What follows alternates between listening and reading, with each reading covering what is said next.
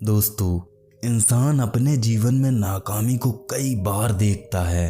फिर चाहे वो अपने किसी लक्ष्य को पाने की हो, किसी महत्वपूर्ण काम को ना कर पाने की, या फिर अपने किसी व्यवसाय की। किसी दूसरे को ही क्यों, हम खुद को ही देख लें। अपने गलत निर्णयों की वजह से हम ही कितनी बार नाकाम हो जाते हैं।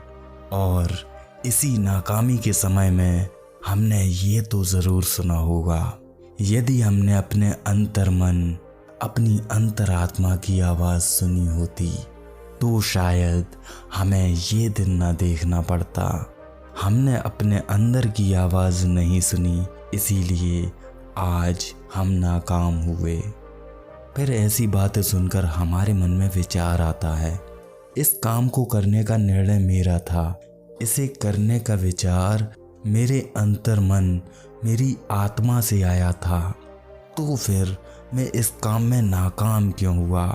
अगर ये अंतरात्मा की आवाज़ नहीं थी तो फिर अंतरात्मा की आवाज़ क्या होती है?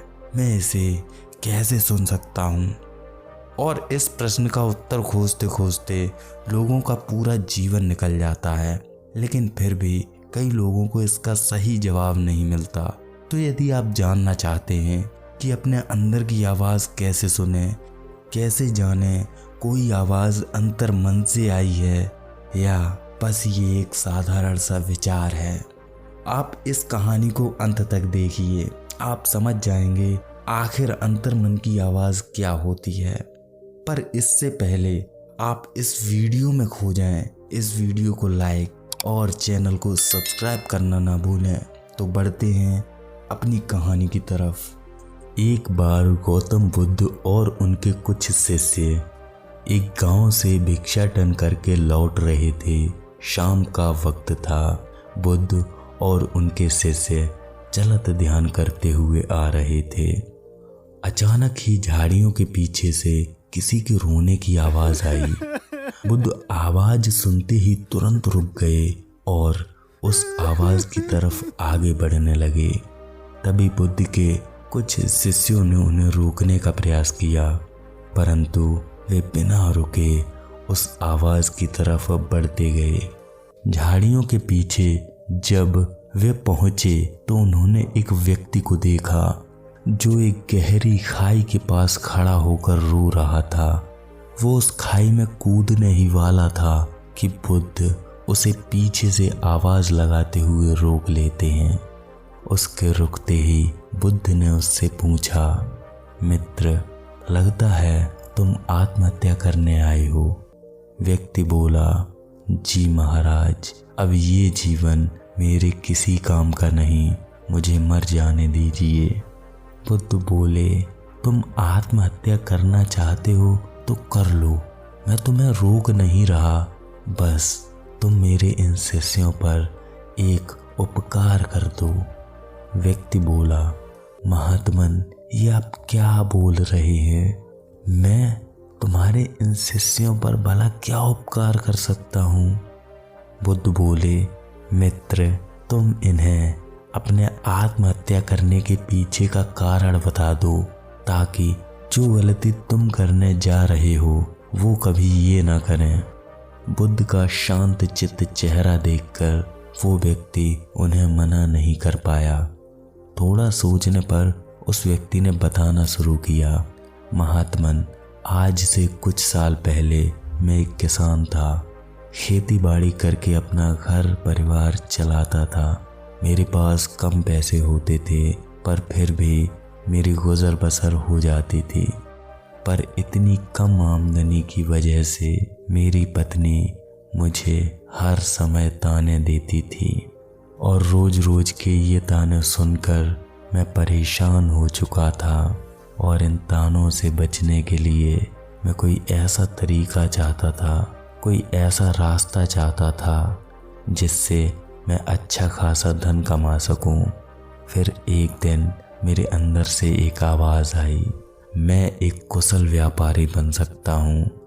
और जब ये आवाज़ आई तो जो मेरे पास थोड़ी सी ज़मीन थी उसे बेचकर मैंने व्यापार शुरू करने का निर्णय किया। मुझे पूरा यकीन था कि मैं इस व्यापार में जरूर सफल होऊंगा, क्योंकि जो आवाज़ सुनकर मैंने व्यापार शुरू करने का फैसला किया था वो आवाज़ मेरे अंतर मन की, मेरी आत्मा की आवाज़ थी। इसलिए जब ज़मीन बेचकर भी मैं व्यापार करने के लिए पर्याप्त धन न जुटा पाया तो मैंने परिवार वालों, रिश्तेदारों और आस पड़ोसियों से धन उधार ले लिया और इस तरह मेरे व्यापार की शुरुआत हुई।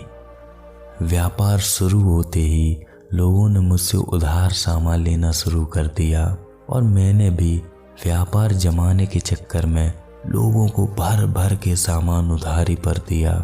मैं जितना लोगों को उधार सामान देता रहा मेरा धन उतना ही फंसता रहा।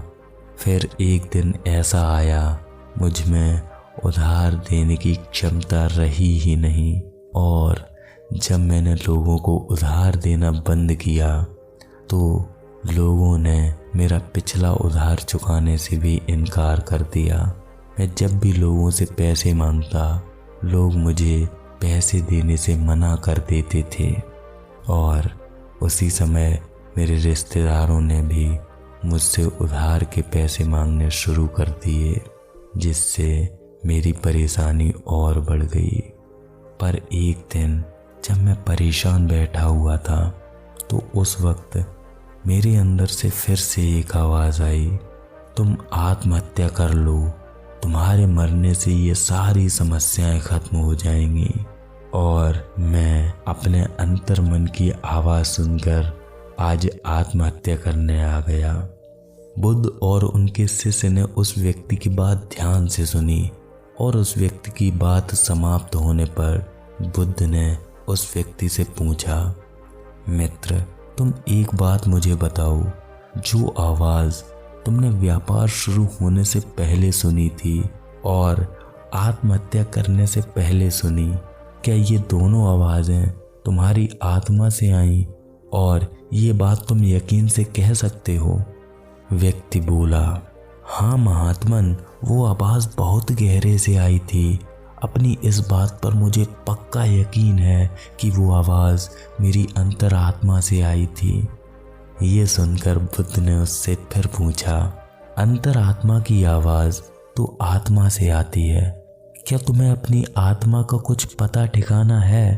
क्या तुम्हें पता भी है तुम्हारी आत्मा तुम्हारे शरीर के किस हिस्से में है? ये सवाल सुनकर वो व्यक्ति दंग रह गया। उसने सोचा भी नहीं था कि इस तरह का प्रश्न उससे कोई करेगा। इसका बनावटी जवाब देते हुए वो व्यक्ति बोला, हाँ बुद्ध, आत्मा तो सब में होती है और बिना आत्मा के ये शरीर भला कैसे चल सकता है? और इसके होने का कोई प्रमाण थोड़े है, वो तो बस होती है। ये जवाब सुन के बुद्ध बोले, मित्र, जब आत्मा के होने का कोई प्रमाण नहीं है तो अंतरात्मा की आवाज़ के होने का क्या प्रमाण है?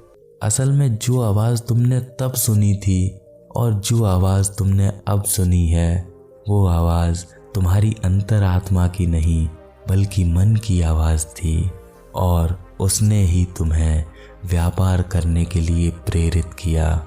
और जब तुम अपने व्यापार में असफल हो गए तो उसी ने तुम्हें आत्महत्या करने का सुझाव दिया। बुद्ध आगे कहते हैं, ध्यान रखना मित्र, अंतरात्मा तुम्हें कभी हिंसा का रास्ता नहीं दिखाएगी। आत्मा तो शुद्ध होती है, निर्मल होती है, वो भला हिंसा का रास्ता कैसे दिखा सकती है? और आत्महत्या करना हिंसा के मार्ग पर चलना है। बुद्ध की ये बात सुन के व्यक्ति का मन थोड़ा शांत हुआ और वो बुद्ध से आगे बातें करने लगा। आपकी बातें सुनकर प्रतीत होता है कि आप एक ज्ञानी पुरुष हैं और ज़रूर ही आप मुझे बता सकते हैं कि अंतरात्मा की आवाज़ क्या होती है। आखिर अपनी अंतरात्मा की आवाज़ कैसे सुने? बुद्ध ने जवाब देते हुए कहा, मित्र, कोई दूसरा व्यक्ति तुम्हें तुम्हारी अंतरात्मा की आवाज़ कैसे सुनवा सकता है? आत्मा तुम्हारी है तो उससे निकलने वाली आवाज़ भी तुम्हें ही सुननी होगी। अगर किसी ने कोई बात बताते हुए कहा कि ये तुम्हारी अंतरात्मा की आवाज़ है तो वो झूठा होगा और ज़रूर ही वो तुम्हारा फ़ायदा उठाना चाहता होगा। मित्र, यदि सचमुच तुम अपने अंदर की अपनी अंतरात्मा की आवाज़ सुनना चाहते हो तो तुम्हें जागना होगा। बेहोशी को छोड़कर तुम्हें होश से भरना होगा। अभी तक तुमने बेहोशी का जीवन जिया, तुम्हें चिड़ियों की चहचहाहट भी नहीं सुनाई देती होगी। तुम तो अभी अपने शरीर के प्रति भी जागरूक नहीं हो, इसकी संवेदनाएं, इसमें बहने वाली जीवन ऊर्जा के प्रति भी जागे हुए नहीं हो। व्यक्ति बोला, जी भगवान, आप सही कह रहे हो, मैं कभी इन चीज़ों के प्रति जागरूक हुआ ही नहीं। मुझे तो मालूम भी नहीं कि जागरूक कैसे रहा जाता है। बुद्ध बोले, मित्र, अपनी जागरूकता बढ़ाने के लिए तुम वर्तमान में जीना आरंभ कर दो। तब तुम महसूस कर पाओगे इन हवाओं की लहरों को, सूर्य की इन किरणों को, चांद की ठंडक को। तुम सुन पाओगे बहते पानी की कलकल को, और तब तुम्हें इस प्रकृति की सारी तरंगें महसूस होने लगेंगी। पर वर्तमान में जीने के लिए तुम्हें ध्यान का निरंतर अभ्यास करना पड़ेगा। निरंतर अभ्यास से तुम ध्यान की अनंत गहराई तक पहुंच जाओगे, जहां मन निर्मल हो जाता है, मन सरल हो जाता है और मन में सदा के लिए शांति आ जाती है। और मन जितना शांत होगा, तुम्हारी संवेदनशीलता उतनी ही ज़्यादा होगी। इतना कहकर बुद्ध ने पास पड़े एक पत्थर को उठाया और उसे तालाब में फेंक दिया। फिर उस आदमी से पूछा, तुम्हें इस तालाब में क्या दिखाई दे रहा है? व्यक्ति बोला, आपने एक पत्थर तालाब में फेंका तो तालाब में हलचल होने लगी। मुझे पानी के ऊपर हलचल दिखाई दे रही है। उस व्यक्ति की बात सुनकर बुद्ध कहते हैं, तुम्हें तालाब के ऊपर की हलचल तो दिखाई दे रही है, पर इसकी गहराई में जो शांति है उसका तुम्हें कोई अंदाजा नहीं। तुम्हें नहीं मालूम कि इसके तल में कितनी शांति है। इसी प्रकार जो हमारे ये विचार होते हैं वो पानी की ऊपरी सतह पर होने वाली हलचल के समान है। ये विचार ऊपर होते हैं तो हमारा संपूर्ण ध्यान इन्हीं पर रहता है और हम सदा मन की ऊपरी सतह पर रह जाते हैं। हम कभी गहराई तक पहुंच ही नहीं पाते। हम कभी उस परम शांति का अनुभव कर ही नहीं पाते जो आंतरिक मन में होती है। पर जब एक बार मन की ऊपरी सतह से तुम्हारा ध्यान हटेगा, तब तुम्हें वास्तविक शांति का अनुभव होगा। मन में निर्मलता आएगी, मन पूरी तरह शांत होगा और तुम करुणा से भर जाओगे। फिर तुम्हें इन हवाओं के झोंकों से भी अद्भुत आनंद का एहसास होगा। याद रखना, ध्यान ही एकमात्र वो साधन है जिससे मन के ये विचार समाप्त होते हैं। इसके अलावा मन के विचारों को समाप्त करने का कोई और साधन नहीं है। जैसे जैसे तुम ध्यान की गहराई में जाओगे, ये ऊपरी विचार समाप्त होते जाएंगे। जब मन के इन ऊपरी विचारों का शोर समाप्त होगा, तब मन की गहराई से जो आवाज़ आएगी वही होगी तुम्हारी अंतरात्मा की आवाज़। और जब तुम अंतरात्मा की आवाज़ सुनकर कोई काम शुरू करोगे, तब तुम कभी असफल नहीं होगे। तुम्हें अपना काम करने में कोई मुश्किल का सामना नहीं करना पड़ेगा। सफलता सदा तुम्हारे कदम चूमेगी।